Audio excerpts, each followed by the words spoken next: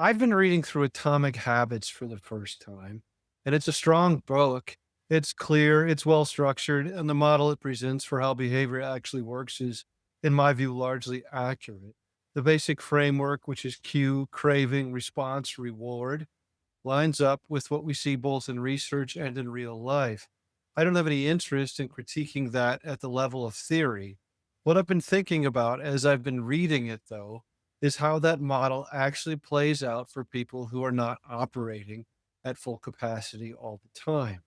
So I'm thinking specifically about ADHD, but also anxiety and depression, burnout, really any situation where attention, motivation, and energy are not stable from day to day. Because one of the things that becomes very clear in this clinical work is that a model can be correct and still be difficult to apply if it assumes a level of consistency that isn't actually there. And that's where I think most people run into trouble. It's not that the model doesn't work, it's that it's often applied in a way that assumes the individual will interact with each part of the loop in a predictable way. In other words, if the cue is obvious, they'll notice it. If the behavior is attractive, they'll feel some pull toward it. If it's easy, they'll start it. If it's satisfying, they'll repeat it. What we see over and over again is that this interaction point is where things become inconsistent. The loop itself is intact, but the person's access to each part of it fluctuates depending on their state. So rather than replacing the model, what I want to do is walk through it carefully and make some adjustments to how we apply each part of it so that it actually holds under those conditions. At the center of everything is the habit loop: cue, craving, response, and reward. The four laws: make it obvious, make it attractive, make it easy, make it satisfying, are simply ways of strengthening each part of that loop. If the loop is strong enough, behavior becomes more automatic and less dependent on effort. So when something isn't working, the most useful question is not, why can't I stay consistent? But where is the loop under supported? Because almost always it's one part of that loop that's weaker than the others, starting with the cue, make it obvious. On the surface, this is about visibility. You put the cue somewhere you can see it, and that increases the likelihood that the behavior will come to mind. That's true, but in practice, visibility alone is often not enough. Attention is selective, and it is influenced by whatever else is happening internally and externally in that moment. You can have something sitting directly in front of you and still not register it if your attention is already engaged elsewhere. This becomes particularly relevant in ADHD, where attention tends to move toward what is most immediate or stimulating rather than what is most important. So the question shifts from, is this visible, to, is this strong enough to reliably enter awareness in the context of everything else that's competing for attention? In many cases, that means the cue needs to be more than visible. It needs to be embedded into something that is already happening or positioned in a way that forces interaction. For example, if someone wants to journal and places the journal on a desk, that may work if they already sit down and engage with it. That if someone wants to journal and places the journal on a desk, that may work if they already sit down and engage with that space consistently. If they don't, the cue remains passive. It exists, but it doesn't function. If the journal is placed on a pillow or directly on a keyboard, it becomes active. It interrupts the next behavior. Now, the individual doesn't have to remember to engage with it, they have to make contact with it in order to proceed. That's a more reliable cue, not because it's more visible, but because it's embedded in the behavior. So for ADHD and similar conditions, the adjustment here is that cues need to move from visible to embedded. They need to be tied to something that already happens reliably or placed in a way that ensures interaction. The second part of the loop is craving, make it attractive. The principle here is that your behavior is driven by anticipation. You don't act simply because something is important. You act because there is some expectation that engaging in the behavior will feel worthwhile in the moment. Where this becomes complicated is when the individual's reward system is not responding strongly to tasks that are low in stimulation or delayed in payoff. This is common in ADHD and also shows up in depression and burnout. The task may be meaningful, but it does not generate much internal pull.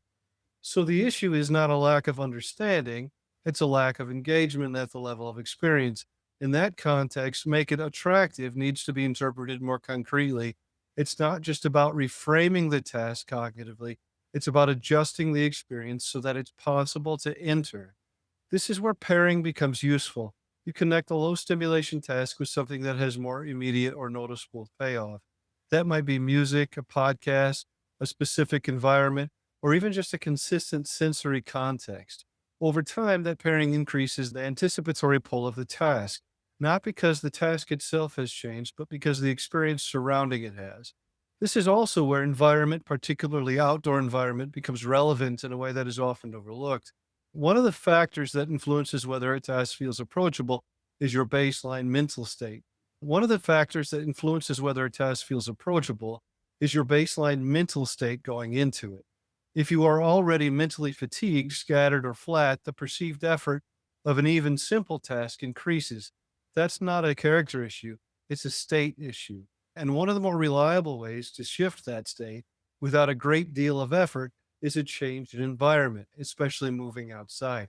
Even brief exposure to outdoor settings tends to reduce cognitive fatigue and improve attentional stability. It doesn't make the task inherently more interesting, but it lowers the initial resistance to engaging with it. So, in some cases, the most effective way to strengthen the craving component of this loop is not to modify the task directly, but to modify the state from which the task is approached. That might look like taking a short walk before sitting down to work or doing part of the task in an outdoor setting. What you're doing is reducing the gap between, I know I should do this, and I can actually begin. So the adjustment here is that attractiveness is not just about the task, it's also about the condition of the person entering the task. And in many cases, that condition can be influenced by environment. The third part of the loop is response, that is, make it easy. This is often interpreted as simplifying the task, but I think it's more accurate to think in terms of reducing activation energy. A task can be objectively simple and still be difficult to initiate. This is especially clear in ADHD, where the primary barrier is often not capability, but starting. Most tasks are not single actions, they are sequences, and the brain evaluates that sequence as a whole. If the perceived effort of that sequence is too high relative to the current capacity, initiation does not occur. So the goal here is to isolate the smallest possible step that moves the individual from not engaged to engaged. This is not about lowering the overall goal, it's about lowering the threshold for entry. Go to the gym becomes put on your shoes, clean the house becomes pick up one item, write a report becomes open the document and write one sequence. The purpose is to build consistency in initiation. Once initiation occurs, continuation becomes more likely. But even if it does not, the act of starting has been reinforced. For individuals dealing with low energy or inconsistent motivation, this distinction is critical. You are not training completion first, you are training entry into action. So the adjustment here is that ease should be defined in terms of activation, not task size. The system should be designed to make starting as frictionless as possible, even when overall capacity is low. The final part of the loop is reward. Make it satisfying. This is about reinforcement. Behavior that produces a noticeable outcome is more likely to be repeated. The challenge is that many meaningful habits produce rewards that are delayed or subtle. This becomes more complicated when internal reward sensitivity is reduced, as it often is in depression or burnout. In those cases, even completed tasks may not produce a strong sense of satisfaction. So the model needs to be supplemented with more explicit forms of reinforcement. This can be as simple as tracking completion, using a checklist, or pausing briefly to acknowledge that the task has been completed. The key is that the end of the behavior is made visible. This is also where outdoor activity can function as part of the reward structure. If being outside produces even a small, reliable shift in mood or clarity, and for most people it does, then pairing a habit with time outside creates an immediate, tangible payoff. So instead of relying entirely on delayed outcomes, you are attaching the behavior to something that produces a present moment benefit. Over time, that strengthens the loop because the brain begins to associate behavior with a more immediate return. So the adjustment here is that satisfaction should not rely solely on internal feeling states. It should be made explicit. and where possible, tied to experiences that produce reliable, immediate feedback. When you put all of this together, the model itself remains unchanged.